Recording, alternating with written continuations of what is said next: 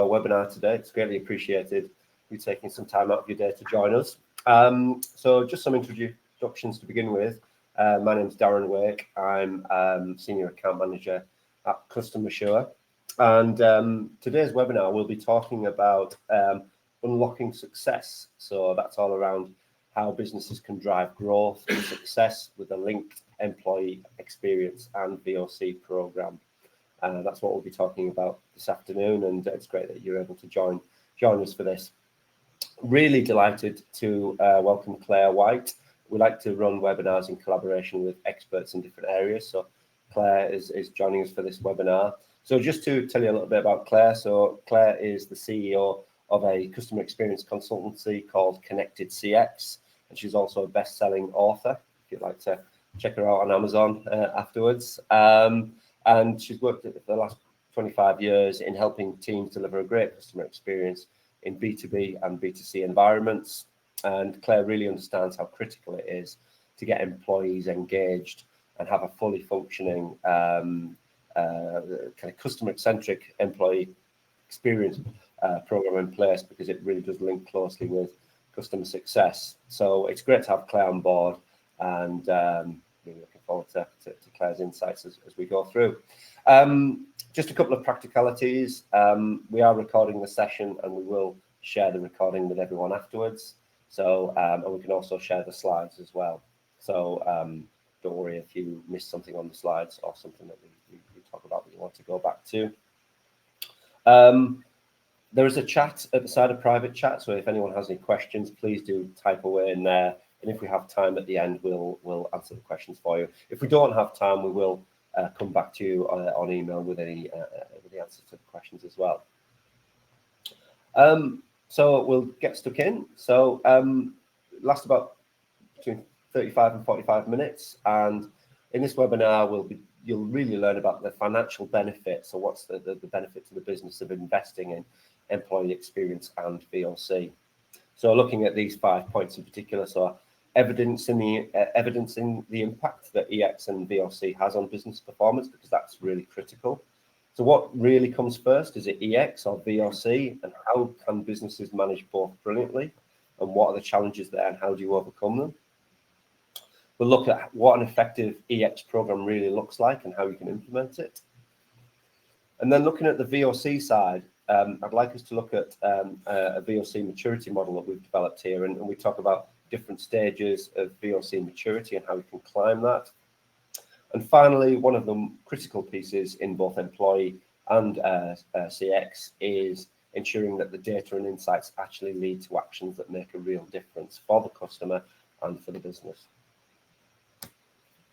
So just to kind of set the scene, really, what is VoC? It's bandied around a lot, and we know VoC is a critical part of customer experience as a business topic and area. Tried to define it here, and it's simply it's what customers are saying, thinking, and feeling about your business, product, service, and/or brand. So it's really a term that describes your customers' feedback, their thoughts, their feelings, of their experiences with you, and whether their experiences are online, offline, telephone, in a shop. The experiences are obviously going to vary by business and whether B2B or B2C, but VoC is really what customers think about you guys and what they feel about businesses. A common mistake often businesses think is VoC is limited to surveys, and obviously surveys are extremely critical and a key part of the VoC program. But VoC is not limited to surveys. So other sources of VoC data can include things like qualitative feedback, so things like focus groups or depth interviews. Social media is again another form of VoC data. Customer reviews, blogs, forums. Also email, chat, and call data. When I speak to organisations, obviously surveys is a massively critical area of getting feedback, because it's an area you control. You can put the questions in to get some measurement to understand how you're performing on KPIs. But you're getting feedback all the time from customers in your interactions every day. And if you can kind of collect those opinions, then they can be used to shape the actions that you should take. Just to kind of set the scene. I'd now like to hand over to Claire to take us through EX, and over to you, Claire. Thanks, Darren. So what is employee experience? Ultimately, and very simply, it refers to how your employees feel as a result of every single interaction they have with your business. So every single interaction and every single touch point. That will start with when they might be looking for a job in the first instance, and they might be Google searching or working with a recruiter, all the way through to them becoming a long-term, valuable employee with your business. And when both elements are managed well, and I've seen this firsthand, business performance will improve. As you're reducing costs associated with recruitment and other overheads like training, your revenue and profits will significantly increase. And that's a fact. So in the next few slides, I'm going to explain a bit more around employee experience and how you can do that well. But first, what comes first, I hear you say? Is it employee experience or is it voice of the customer? And critically, how do businesses manage both brilliantly? When it comes to customer experience, very similarly to employee experience, it refers to every touch point and interaction that customer has with your business and how they feel about it, as Darren mentioned when talking about voice of customer. This graph is quite complicated on purpose. It's to illustrate the journeys that your customers may go on and encounter with your business. And importantly, it demonstrates the number of different touch points. Each bubble represents a touch point or a journey of its own. Starting with awareness, where a customer may find you through a Google search, or they may deal with your sales team, all the way through to that customer becoming a long-term valuable customer who goes on to advocate your business to their friends. And ultimately, when all of this is underpinned by a voice of the customer experience, you can truly understand opportunities to improve and enhance the experience that they have with your business ongoing. And it does start with employees. So employee experience directly impacts your costs, the service that they provide to your customer's experience as a result of that, and ultimately business performance. You may have heard this before, but there is a model called the service profit chain. It's a theory that was developed by a bunch of Harvard University researchers, and they developed the theory back in 1994.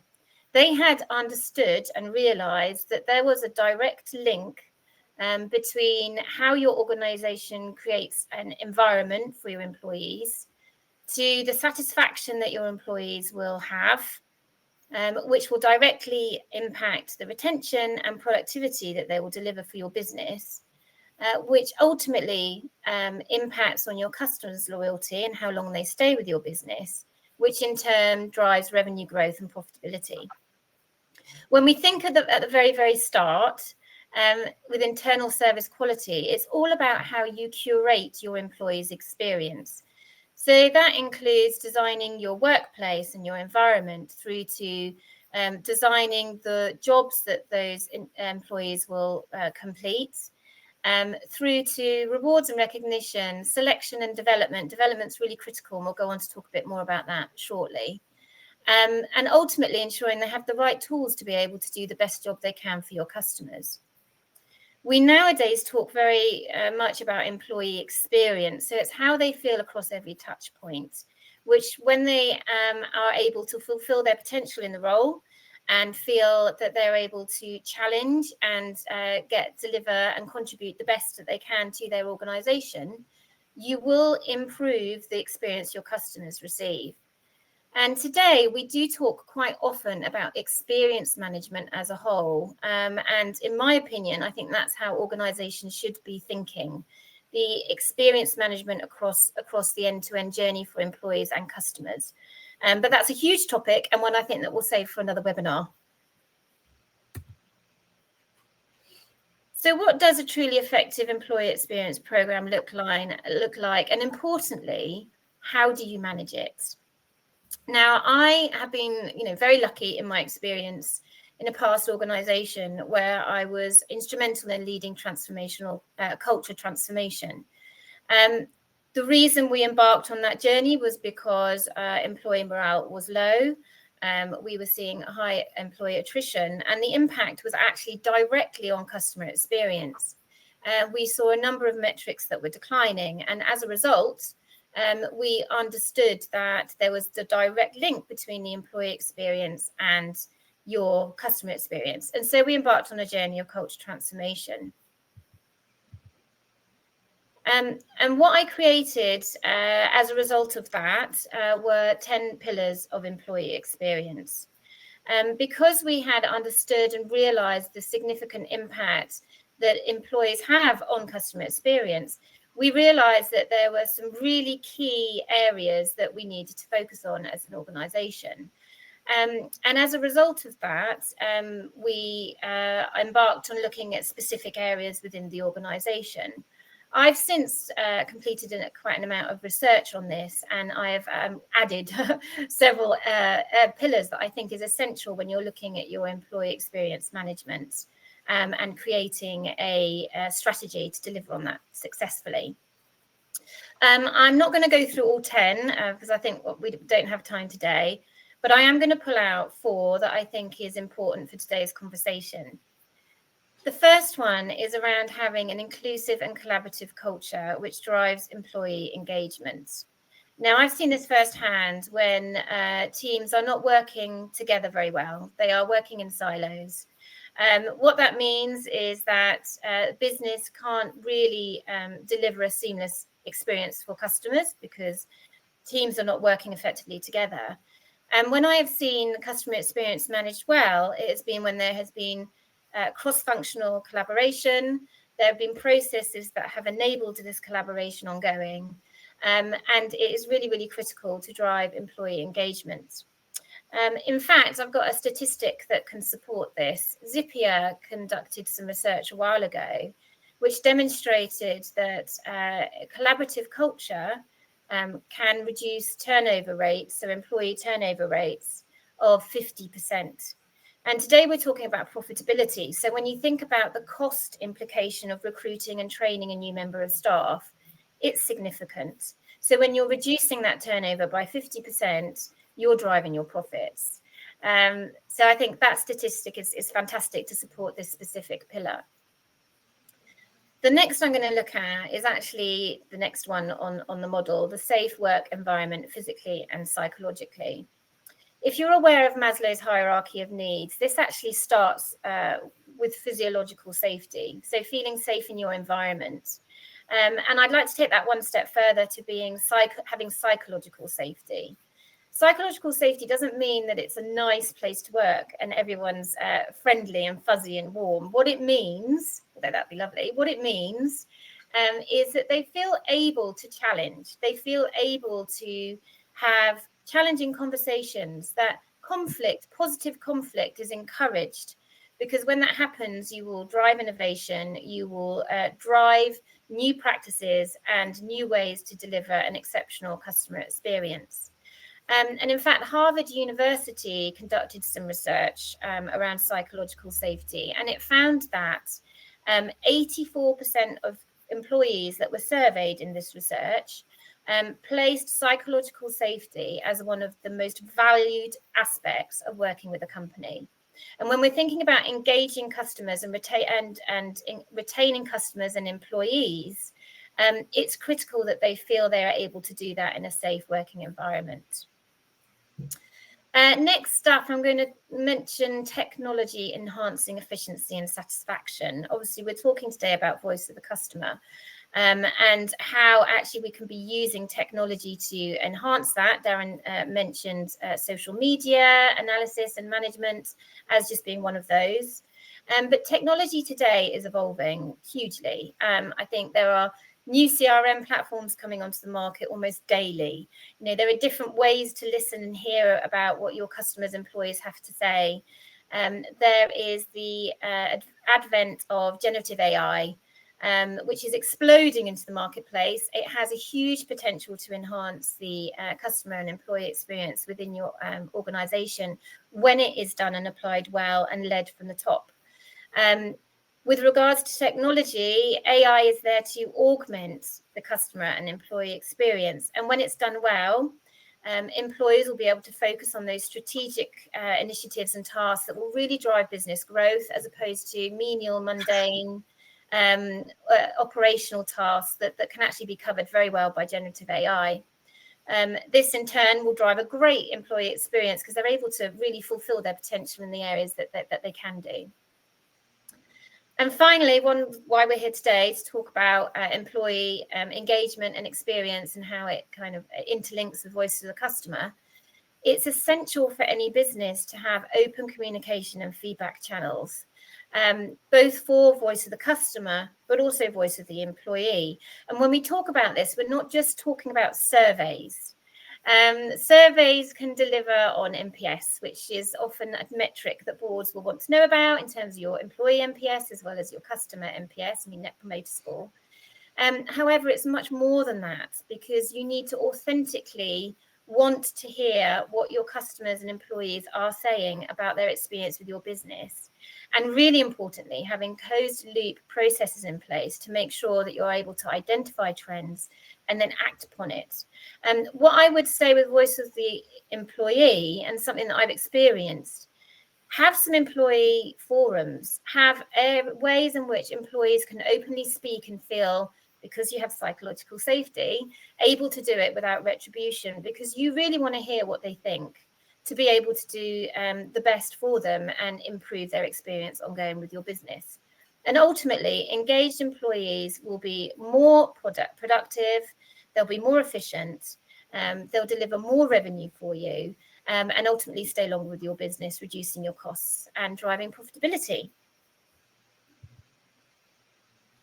So when we think of having voice of the employee and voice of the customer programs, it's really important that leaders want to genuinely listen and hear what their employees are saying and their customers. And the best way to do that is to have your voice of the customer and voice of the employee programs underpinning their customer journey, so you continually evolve. If we look at the first cog, I've created this slide with cogs because I think each of these are absolutely interlinked. Firstly, understand and curate your employee's journey. So really think about what's the experience your employees are having across each touch point. You may, in your customer experience strategy, have created avatars or personas. We should be doing that about our employees, and then really using that to map out the journey they have with our organization, from first becoming aware of that all the way through to leaving the organization, and using that information to improve the experience that they have. When we talk about customer experience, often, in my experience anyway, it's the frontline teams that have direct customer goals and metrics aligned to them, so KPIs. I believe firmly that goals and metrics should be aligned across everyone in the organization, focused on the customer. Now, you may be thinking, okay, hang on, but my IT teams don't engage with the customer, so how do I do that? Thinking about what they do that will impact the customer experience and then giving them a goal aligned to that is exactly what I'm talking about. An example is, if you have someone in IT who is responsible for the health of your systems operating at 100% capacity 99% of the time, for example, that will make them focused on ensuring your systems are working to their optimal capacity, enabling your frontline teams to do their best work for your customers ongoing. So that's how they are influencing the customer experience. That's just one example. That in turn, so with your aligned goals and metrics, you really need to then understand the customer journey. So at what touch points do your different teams engage with the customer, and what they do impact the customer journey? And the way that you will do that, of course, is with voice of the customer. So making sure that your customer journey is underpinned, and when you are mapping out your customer's journey, you are using the voice of the customer information to really identify the pain points that they're having with your organization, and what's going well as well. It's really, really important to think about what's going well, and then ultimately create a roadmap for change. Something that's very important when you've got your voice to the customer program, and I'm sure Darren will talk more about this, is make sure that there are trends. You are seeing trends and identifying insights. What one customer says doesn't mean that you need to go and focus on that part of their journey and fix a problem. Think about what's going to have the most impact in your business across the most number of valuable customers. And ultimately, when you have a roadmap for change that's continually focused upon, with closed loop processes in place, you're going to drive that continuous improvement ongoing. So really importantly, how to evidence the impact your employee experience and voice of the customer has on your business performance, because ultimately your senior stakeholders are going to be wanting to know what metrics you're going to be able to shift. We've already talked about employee experience, increasing the lifetime of that employee with your business, so reducing costs, but there's much more. So firstly, let's look at when the employee experience is poor. I've experienced this in previous organization and with previous customers and clients. There are some really clear signs that your employee experience is not delivering. These may be, in worst case, declining employee morale. And this typically will come through in your employee surveys. And I think most businesses have an employee survey that goes out to everybody every 6 months to a year. I believe that isn't often enough. And I think, as I just talked about voice of the employee strategy, you must have other options for them to feedback. But when employee morale is declining, you are potentially going to see increasing employee sickness. When these two metrics are declining, it's likely there is an issue with your employee experience. Quality is likely to then decline as well, as they're unable to do their jobs to their full potential. It could be then that your customers will start to complain, so you'll have increased firefighting. And this in turn, and I've seen this again firsthand, could result in a blame culture, where departments are protecting themselves, having to firefight, having to deal with really challenging situations, and that can fracture an organization and create silos in a business. That in turn, you will see declining customer relationships and ultimately declining sales success and declining revenue, and even more importantly, declining profits. But when you do it well, and when employee experience is achieved and enhanced consistently, you will increase your customer satisfaction and you will increase your critical business KPIs. Now, these KPIs are just some of the impacts that we saw in my previous organization once we had gone through a period of transformation, a period of alignment and engagement with our employees, and also essentially improved the experience they were having with our organization. We saw increased employee satisfaction scores, and we were taking surveys. We were doing survey scores almost every month because we really wanted to hone in on how our employees were feeling and how that was improving. We had reduction in liability costs. I think whenever you've got some firefighting happening, it's quite likely you're going to have some liability costs. Our client net promoter score improved significantly. In fact, so much so that they were, then becoming advocates of our business. And most importantly, the revenue was increasing. We were seeing reduction in costs as our attribution was reducing for both employees and clients. And ultimately, our profit increased. So when we're thinking about ensuring we have closed loop processes to continue to turn insights from employee experience and voice of the customer into action, it starts with customer data. And as Darren mentioned at the top, understanding what your customers are saying at every touch point across their journey is really, really key. It will also link to your whatever metric your board or your leadership team are focused upon. So it could be net promoter score, customer satisfaction scores, net easy. So how easy are your customers finding in managing different parts of your processes and their journey? but it's always essential to make sure you've got qualitative data in there as well. Identify those trends, as I mentioned a moment ago. Make sure there are trends and there are insights that say these are the big areas that you should focus on that are going to drive the most impact. And remember, your customer pain points, we may only see when we're observing or talking to our customers the very tip of the iceberg. It's quite often that the problems that they're encountering may be much bigger. They're just not telling us proactively. So make sure we're asking those questions to really understand in depth what those pain points are, and applying fixes, not just for the long term, but for the short term as well. Critically, it's about implementation. And when you're implementing anything from your Voice of the Customer program, any improvements, you must have cross-functional collaboration. And this is why I've talked about how important that is in having a collaborative culture. And finally, I would say measure. So identify fixes for the short term, measure them on a small scale, identify that they are going to drive the changes your business needs, and ultimately deliver on the metrics they require before scaling. So now I'm going to hand back to Darren to talk about Voice of the Customer program. Great, thank you very much, Claire. So one question we get asked quite a lot by organisations we speak with is so what does a good VoC program look like, and how is ours currently performing, and what can we do to actually improve it?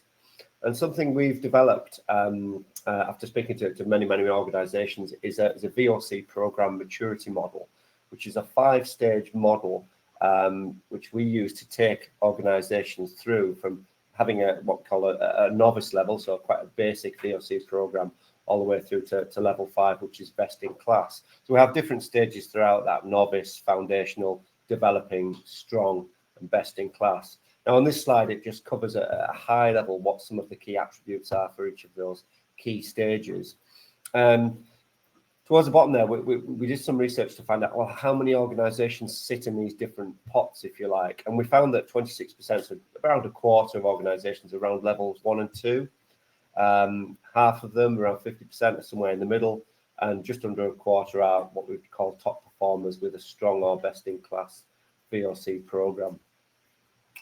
And what we have there as well is what the actual business outcomes are for organisations at each different stage. So where businesses perhaps have a very basic VoC program in place, they have a lower, from a KPI point of view, which even though that doesn't really is less important to customers, but they have lower CSAT scores, lower NPS scores, and customers are less loyal as well, so they're more likely to switch, compared with organisations who have a best-in-class and fully functioning VoC program, where customers are less price sensitive, they're more loyal, they have a high degree of advocacy, more likely to recommend, and less likely to switch. And when things do go wrong, as they invariably do with customers in business, that's just life.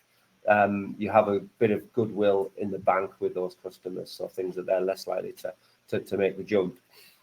I won't go through the attributes here, and we have another slide which I can share with you, which is more detailed to go into what exactly are the key KPIs, if you like, for each stage. But kind of on the left-hand side is where the organisation lacks a systematic feedback system.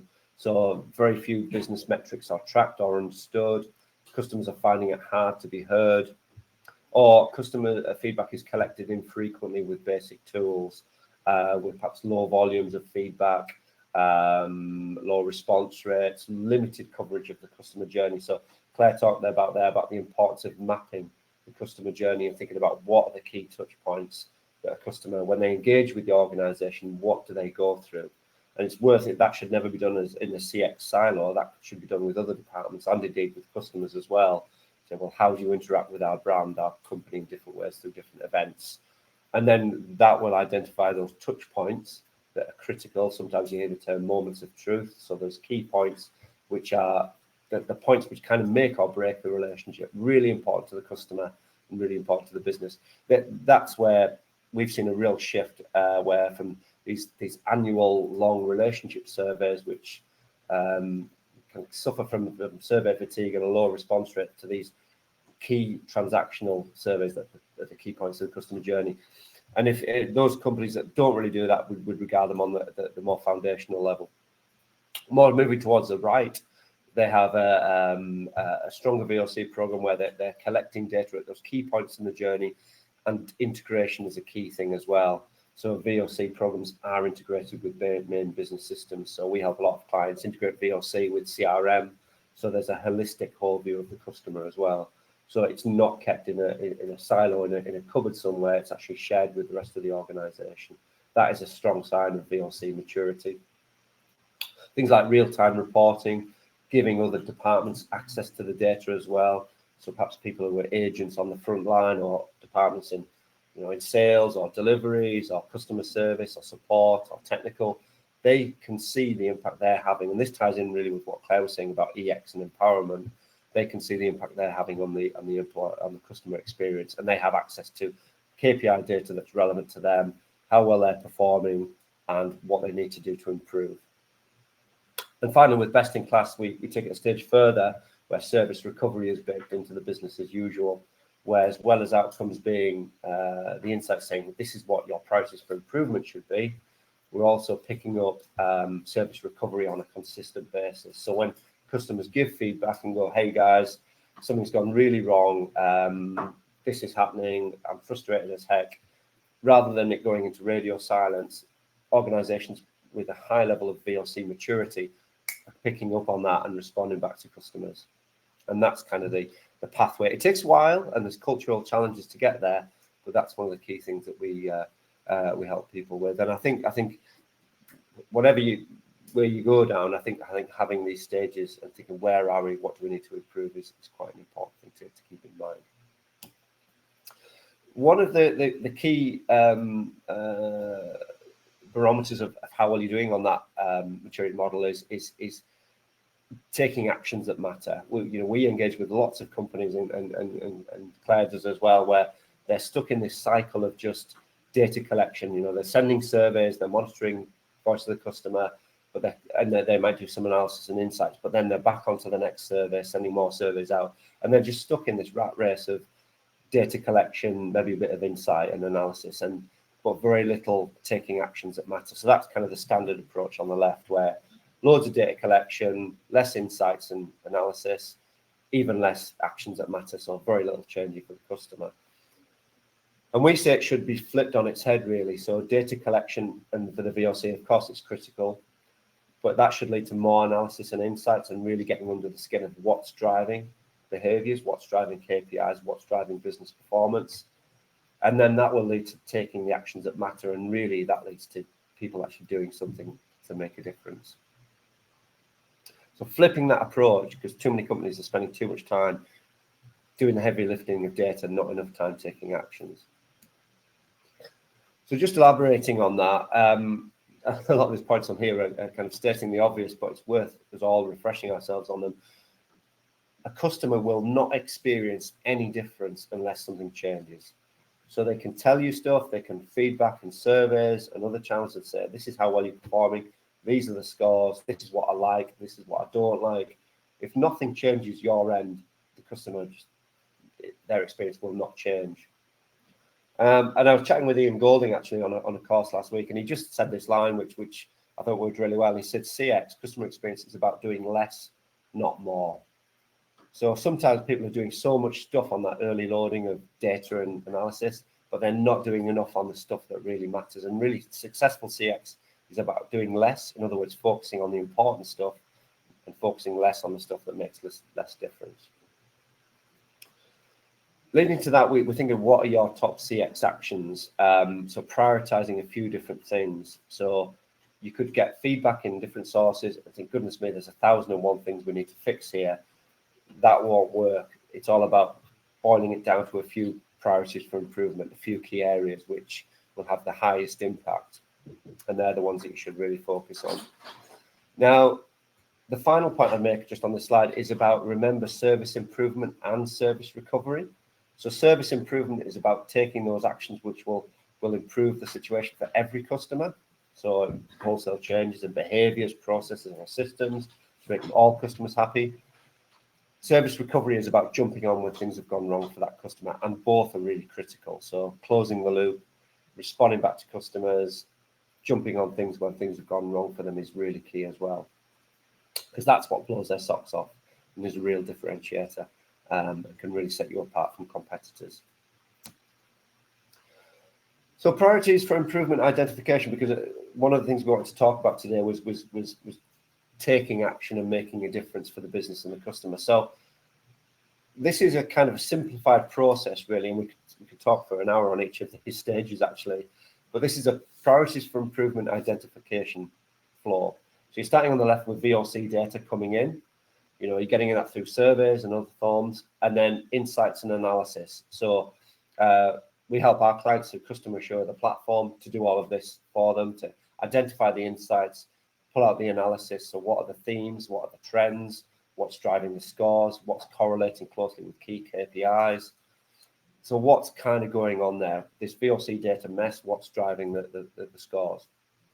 And from that, we can identify the issues and opportunities. So what are you doing well? What are you doing not so well? Where do you need to improve with the issues you've got? And where are the opportunities that might be increased cross or upsell opportunities? Or perhaps it's an opportunity just to reduce cost to serve by reducing inbound call volume, by sorting things first time around. Leads to possible actions. So this is, I'd recommend kind of a bit of a brainstorming session working with the departments. So we know our issues and opportunities. What the heck could we do about this? What could we do to fix this? To come up with a list of possible actions. And then on the back of that, using some sort of form of prioritization tool, which I'll share an example in a moment, to whittle those possible actions down to what you should focus on and what action should you take. And take the actions and then review and measure. So how well are you doing in those areas for improvement? And then looking at the measurement, how has that changed from the customer's point of view? Just bearing in mind there will be a time lag between you changing something and customers actually recognizing something. So this is a really simple way of prioritizing what actions should you take.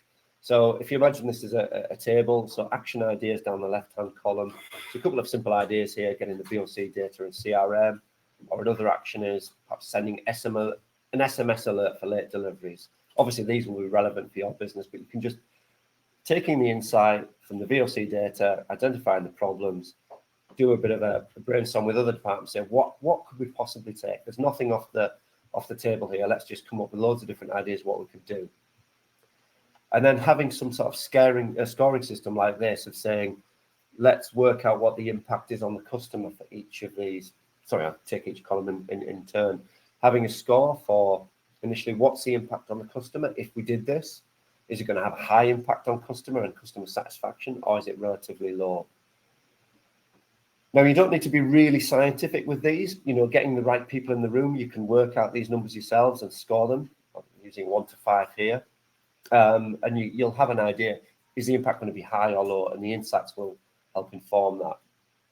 What's the impact on the business? You know, if you put this action in place, is it going to really revolutionize the business in terms of revenue or recommendation or retention? Or is it a relatively low impact? So impact on customer, impact on business. And then the next 4 areas to score are looking at, well, what is the cost for us doing this? You know, is it a cheap thing for us to do, or is it really expensive? So one idea might be, we need a brand new CRM. Our CRM is not cutting it. We need a brand new CRM. Now, the cost for that is extremely high. Or another would be, could we just, this was one with another client. It was like, could we get our repairmen to show their ID badges when they walk through the door, when they visit someone in the home?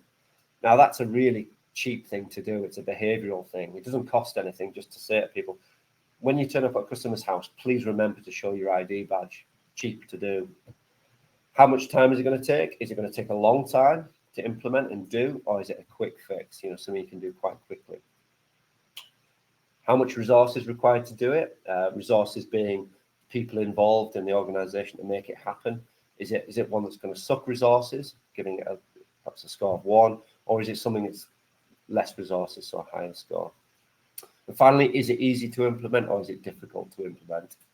Again, you don't need to be too scientific with these numbers, but it will enable you to then create a total and then prioritize some of the actions. So if you've got a list of 20 or 30 things that you could do, you could use a metric or a simple framework like this to score them and work out, well, what could we do? What's going to have the biggest bang for our buck, which is most costly, which is cheapest, which is quickest. And my recommendation would be is a blend. If all your priorities for improvement are things that are going to take 12 to 18 months to implement and cost the company a fortune, A, it may not happen, and B, if you think it'll happen in 12 months, it'll probably happen in 2 years. So you need some quick wins in there as well, those behavioral quick wins that the VoC data and the insight has told you matter to customers. I'll just hand back to Claire now, just to cover some of the key takeaways. Up to you, Claire. Thanks, Darren.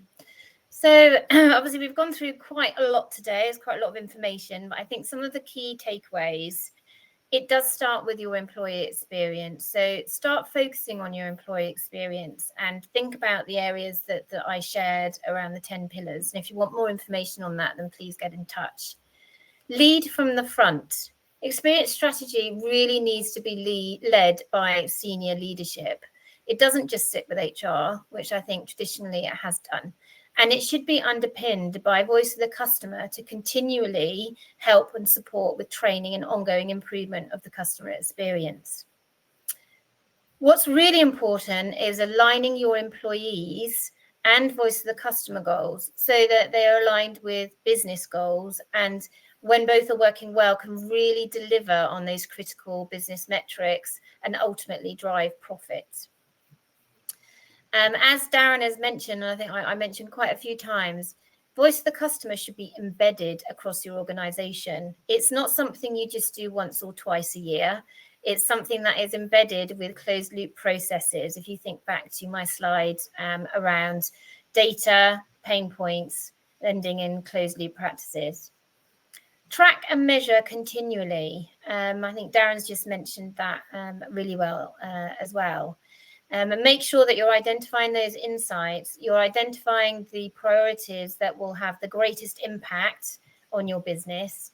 And then once they're implemented, measure continually, because things change and it's important that you are continually tracking that progress. And lastly, focusing on employee experience and voice of the customer is never a job done. It's something that requires continual focus from the organization and continual improvement. Thank you very much, Claire. And I guess just a key takeaway that I just add as well, and Claire's articulated that extremely well, is something needs to change on the back of it. So too many companies are caught in a bit of a trap, a cycle of sending surveys to tick a box or doing things because they've always done it. And you can look at these things forensically and think, well, actually, are we doing it in the right way? There's lots of different topics we can spin off on here about the right surveys, the right time, the questions to ask, the timing, how you follow it up, how you break down silos.